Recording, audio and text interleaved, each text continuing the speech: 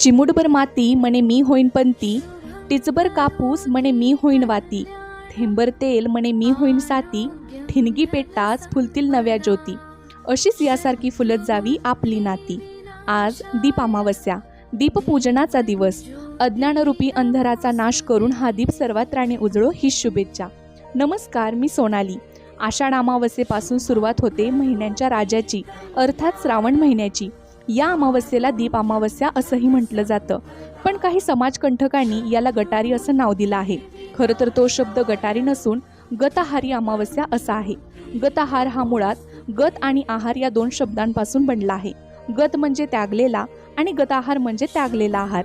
श्रावणापासून अनेक गोष्टींचा त्याग केला जातो. मांस, मदिरा यांचं सेवन केलं जात नाही. सात्विक आहार घेतला जातो, उपवास केले जातात. पण याचा अपभ्रंश होऊन वाटेल तसा अर्थ घेऊन लोकांनी त्याचं गटारी नाव करून टाकले. पण हे थांबायला हवं. आपल्या संस्कृतीचं रक्षण आपणालाच करायला हवं.